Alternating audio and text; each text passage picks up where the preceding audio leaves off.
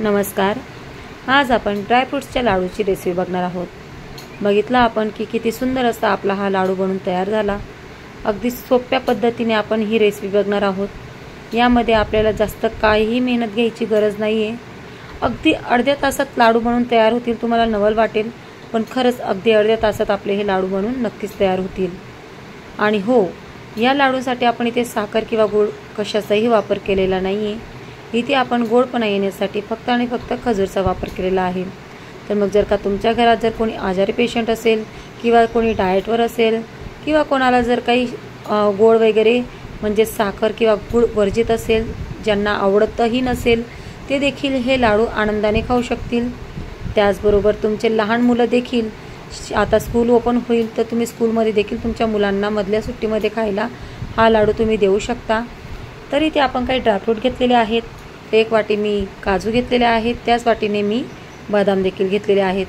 आणि हे जे काही पॅक आहेत तेच पॅक मी इथे 100 ग्रॅमच्या हिशोबाने पॅक घेतलेले आहेत. बघू शकता आपण. तर इथे मी 100 ग्रॅम मगज घेतलेले आहे, टरबूजच्या बिया, त्याचबरोबर मी इथे अक्रोड देखील घेतलेला आहे 1 वाटी. आणि त्याचबरोबर मी इथे वॉटरमेलन सीड्स, आपलं पंपकिन सीड्स, सनफ्लावर सीड्स या घेतलेल्या आहेत. मखाना घेतलेला आहे 100 ग्रॅम.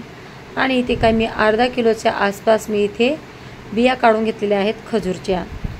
तर हे सगळं आपण व्यवस्थित असं मेजरमेंट अगोदरच करून घ्यायचं आहे. तुम्ही म्हणजे मेजरमेंट म्हणजे की आपण एकदम सगळं मोजूनच घ्यायचं आहे याची काही आपल्याला गरज नाही आहे. तुम्ही तुमच्या हिशोबाने कमी जास्त करू शकता. अगोदरच तुम्ही हे सगळे वस्तू अशा परातीमध्ये काढून ठेवायच्या आहेत.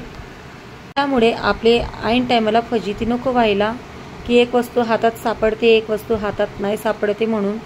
तर सगळ्या वस्तू अगोदरच आपण ज्या वेळेस हे प्रोसेस करायला घेऊ त्यावेळेस सगळ्या वस्तू आपण ह्या काढून ठेवायच्या आहेत.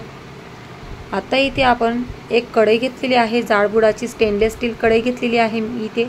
तुम्ही ॲल्युमिनियम वगैरे नॉनस्टिक वगैरे ती देखील घेऊ शकता किंवा तुमच्याकडे जर काही लोखंडाची कढई असेल ती देखील तुम्ही इथे घेऊ शकता.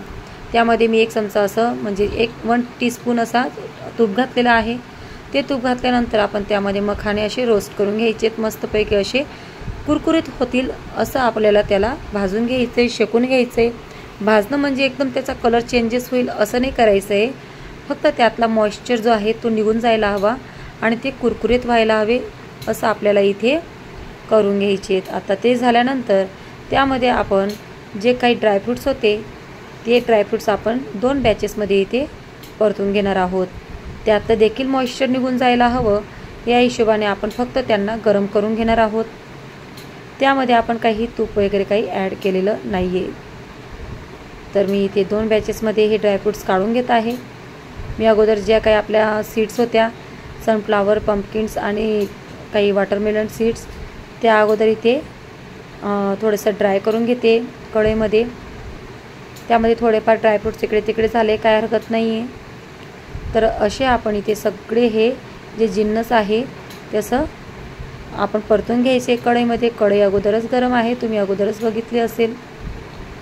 तुम्ही हे लाडू तुमच्या मुलांना अधूनमधून सुट्टीमध्ये खायला देखील देऊ शकता किंवा तुम्हाला खूपच विकनेसपणा जाणवतो आहे त्यावेळेस तुम्ही देखील हे लाडू खाऊ शकता. किंवा जर तुम्हाला ड्रायफ्रूट्स खायला कंटाळा येत असेल, तुमच्या घरात जे वयोवृद्ध व्यक्ती असतील त्यांना जर ड्रायफ्रूट्स खायला कंटाळा येत असेल किंवा त्यांना आवडत नसतील तर तुम्ही या गोष्टीतून देखील भरपूर गोष्टी अशा भरून काढू शकता. काही मुलांना असं खायला आवडत नाही, पण तुम्ही जर असे ड्रायफ्रूट्सचे लाडू बनवून दिले तर हमखास ते आवडीने खातील. आणि मुख्यत्व म्हणजे यामध्ये आपण साखर किंवा गूळ काहीही घातलेलं नाही आहे. फक्त आणि फक्त इथे आपण आपला खजूरचा वापर केलेला आहे. तर खसखस घेतलेली आहे मी, तिला देखील अशीच थोडीशी परतून घेतलेली आहे. कसलाही तुपाचा इथे मी ड्रायफ्रूट शेकताना वापर केलेला नाही आहे. आता मी थोडंसं तूप टाकून घेत आहे कारण इथे मी मनुके घेतलेले आहेत, ते देखील मी इथे परतून घेत आहे. मनुके हे ऑप्शनल आहेत, तुम्हाला इच्छा असल्यास तुम्ही घालायची आहेत, नसेल इच्छा तर तुम्ही ते स्किप देखील करू शकता. कोणाकोणाला आवडतात, कोणाकोणाला नाही आवडत, म्हणून ते तुमच्या इच्छेवर डिपेंड करतं. तर आता हे सगळं आपण थोडंसं गार होऊ दिलेलं आहे. गार झाल्यानंतर आपण हे एका मिक्सर ग्राइंडरमध्ये असं आवडधोबड असं दळून घेणार आहोत. एकदम पावडरसारखं नाही करायचं आहे आपल्याला, हे थोडंसं आबडधोबडच राहू द्यायचं आहे. बघू शकता आपण थोडंसं जाडसर ठेवलेलं आहे. असंच दुसरं भांडं देखील मी इथे दळून घेत आहे. ते देखील मी असंच ग्राइंड करून घेतलेलं आहे. आता इथे आपण जे काही ड्रायफ्रूट्स आहेत ते देखील असेच आपण इथे मिक्सर ग्राइंडरमध्ये दळून घेणार आहोत. ते देखील आपण एकदम बारीक अशी पावडर नाही करायची आहे. थोडंसं आपण जसं शेंगदाण्याचा कूट दळतो थोडंसं जाडसर तसं दळायचं आहे. खूपच जाडसर पण नाही ठेवायचं आहे, खूपच एकदम पावडरसारखं देखील नाही करायचं आहे. तर असं आपण हे इथे दळून घेणार आहोत. बघून घेतलं आपण की कसं दळलेलं आहे मी इथे. आता ते मी त्याच एका कढईमध्ये ओतत आहे ज्यामध्ये मी मखाना दळून टाकलेला आहे.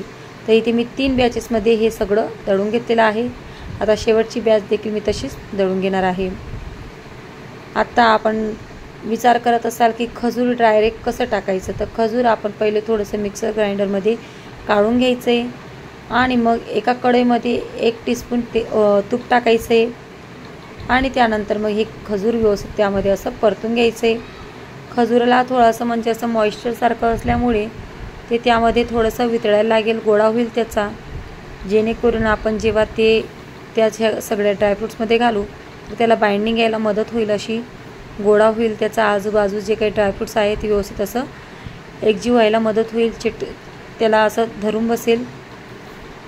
तर मी चमच्याचं सगळंच खजूर इथे काढून घेतलेलं आहे. मनुके देखील घातलेले आहेत मी यामध्ये. आणि हो, मी एडिटिंग करताना विसरली आहे, तर इथे मी वेलची पूड देखील घातलेली आहे. तर ती देखील ऑप्शनल आहे, तुम्हाला जर स्किप करायची तुम्ही स्किप करू शकता. तर ते मी यामध्ये दाखवायचं विसरले आहे, तर तुम्ही इथे वेलची पूड ही आठवणीने घालायची आहे. तर आत्ता मी सगळं काही इथे व्यवस्थित असं मिक्स करून घेतलेलं आहे आणि मी इथे तूप देखील थोड्या प्रमाणात घातलेलं आहे, म्हणून थोडंसं ओलसर तुम्हाला इथे दिसत आहे. तर तूप टाकायचं आहे थोडंसं मेल्ट करून, किंवा तुम्ही डायरेक्ट घातलं तरी चालेल. आणि मग असे मस्तपैकी आपल्याला इथे लाडू वळून घ्यायचे आहेत. तर अगदी सहज सोप्या पद्धतीने आपण हे लाडू बनवून तयार करू शकतो.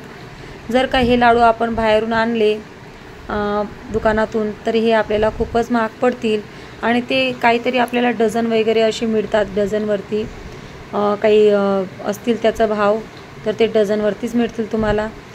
तर तुम्ही जर होत असेल तर तुम्ही हे लाडू घरीच तयार करा, कारण जेवढे आपण ड्रायफ्रूट्स आणून जेवढे आपण त्यामध्ये तयार करू तर आपले दुप्पटचे लाडू बनून तयार होतील आणि आपल्याला खायला देखील मजा येईल आणि आपल्या मुलांना देखील भरपूर गोष्टी या भरून निघतील आणि आपला अशक्तपणा देखील दूर होईल. भरपूर गोष्टी आपल्या भरून निघतील. धन्यवाद.